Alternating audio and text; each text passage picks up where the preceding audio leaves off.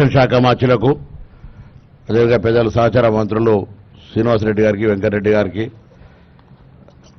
శాసన మండలి సభ్యులు పెద్దలు జీవన్ రెడ్డి గారికి, శాసనసభ్యులు మాజీ పార్లమెంట్ సభ్యులు వివేక్ గారికి, ఈఎన్సీ గారికి, మిగతా అధికారులకు, కాంట్రాక్ట్ సంబంధించిన పెద్దలకు, పాత్రికేయులు, గౌరవ మంత్రి గారి ద్వారా అంటే మేము జిల్లాకు సంబంధించిన కూడా కొన్ని అంశాలు అన్నప్పుడు చూడడానికి కూడా నిషేధం, వినడానికి కూడా తెలియని పరిస్థితి. ఒక 2-3 అంశాలు సార్. ఇది ఒక మానస పుత్రిక గత ప్రభుత్వం. ఇది అసెంబ్లీలో పవర్ పాయింట్ ప్రజెంటేషన్ చేసి రీడిజైన్గా మార్చారు, మనకు ఎవరికప్పుడు అవకాశం లేకుండా.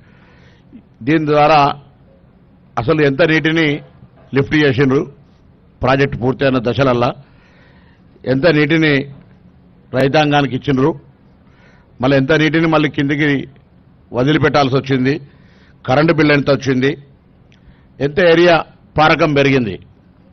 దాంతోపాటుగా సాంకేతికంగా ఢిల్లీకి సంబంధించిన అశ్విన్ బందోద్యా వారు ఒక నివేదిక ఇచ్చినారని చెప్తా ఉన్నారు. సాంకేతికంగా ఇప్పుడున్న ప్రాజెక్టు పనిచేస్తుందా లేదా అని.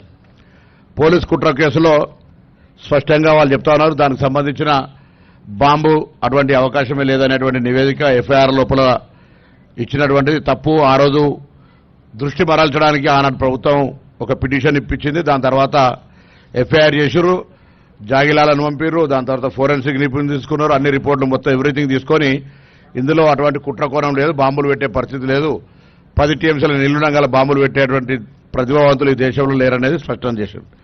సో సాంకేతిక లోపం మళ్ళీ భవిష్యత్తు నిర్మాణం సంబంధించి మీరు గౌరవ పెద్దలు ప్రభుత్వం నిర్ణయం తీసుకుంటారు. కానీ ఇంతకుముందు చెప్పినట్టుగా ఈ ప్రాజెక్టుకు సంబంధించి మానస పుత్రిక మాకైతే సరే గౌరవ ప్రాజెక్టు చర్చ లేదని అడిగితే అది ఫ్లడ్ ఫ్లో కెనాల్ కింద వస్తుందని చెప్తాను, దీనికి సంబంధం లేదని. కానీ ఆనాడు అక్కడి నుంచి కూడా బస్సులు తీసుకొచ్చి దీని అంతా కూడా అంతా టూరిజం అంతా మొత్తం ఒక పెద్ద వ్యవస్థగా మార్చారు కదా. ఇవాళ ఇది ఆ ప్రయోజనం లేనప్పుడు దానికి సంబంధించినటువంటి మానస పుత్రిక పరిస్థితి ఏంది భవిష్యత్తుకు సంబంధించి. ఇన్ని వందల కోట్ల రూపాయలు, లక్షల కోట్ల రూపాయలు ఖర్చు అయ్యేటువంటి పరిస్థితి. మన లక్షల కోట్ల అవన్నీ జరిగిందంటలేం, కానీ ఇంత పెద్ద ధనం పెట్టుబడి పెట్టిన తర్వాత ఈ ప్రాజెక్టు ఉపయోగపడబోతే ఆనాడు చెప్పారు పత్రికలు మనం చూసినాం, ఆసియా ఖండంలో ప్రపంచంలో ఇంత గొప్ప సిమెంట్ నిర్మాణం లేదు ఇది అని అనేక రకాలుగా మనం కథనాలు చూసినప్పుడు ఇప్పుడు వాస్తవ పరిస్థితి చూస్తే ప్రభుత్వంలో ఉండి చూస్తే కొద్దిగా దీన్ని ప్రజలకందరూ కూడా ఆనాడు ఈ సంఘటన జరిగినప్పుడు ప్రభుత్వం స్పష్టత చెప్పలేకపోయింది.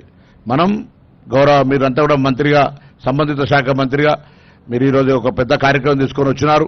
ఈ జిల్లా వాళ్ళంగా మేము కూడా భాగస్వాములే, మీరంతా కూడా ఒక నివేదిక, వాస్తవ నివేదిక తయారు చేసి గౌరవ ముఖ్యమంత్రి గారు కానీ ప్రభుత్వానికి ఇచ్చి దాని మీద ఎటువంటి భవిష్యత్ చర్య రైతాంగానికి ఏ విధంగా సరే గత ప్రభుత్వం తప్పు, గత ప్రభుత్వం సంబంధించిన జరిగినటువంటి వాస్తవాలు ప్రజలకు చెప్పడంతో పాటుగా భవిష్యత్తులో రైతాంగానికి మనం తీసుకునేటువంటి ఒక పాజిటివ్ అంశాలను కూడా దీనికి సంబంధించినటువంటి వాస్తవాలను చెప్పడంతో కార్యాచరణ తీసుకునేటువంటి జరగాలని నేను సందర్భంగా ఒక రైతాంగ పక్షాన్ని కోరుతూ ఇంకొక చిన్న అంశం సార్. ఇక్కడ ఈ ప్రాంతానికి సంబంధించి సరే శ్రీధర్ బాబు గారు వేరే కార్యక్రమం అయినప్పుడు ఇక్కడ ఒక పెద్ద సమస్య, ఆనాడు వెంకటస్వామి గారు పెద్దలు ఈ కార్యక్రమం రూపొందించినాడు, అంబేద్కర్ చేవేలా పెట్టినాడు. ఇప్పుడు ఇలా ముంపుకు సంబంధించి బ్యాక్ వాటర్కి సంబంధించి కూడా చాలా పెద్ద సమస్య ఉంది. మీకు ఇంతకుముందే పిటిషన్ కూడా ఇచ్చినారు.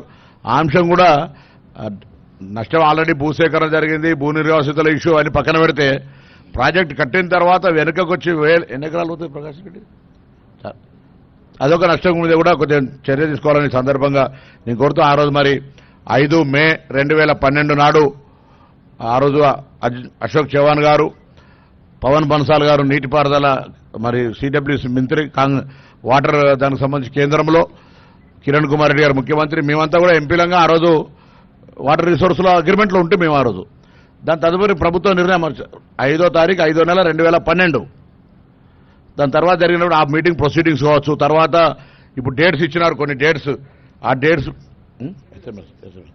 ఆ డేట్స్ ప్రొసీడింగ్స్ కూడా కొద్దిగా చూసి దయచేసి ఒక వాస్తవికాన్ని తెలంగాణ యావత్ ప్రజలు, ఎందుకంటే ఇంత పెద్ద ప్రజల ధనం, దీనికి సంబంధించి జరిగినటువంటి మంచి చెడు అన్ని కూడా చెప్పే ప్రయత్నం చేయమని గౌరవ మంత్రి గారు విజ్ఞప్తి చేస్తాను.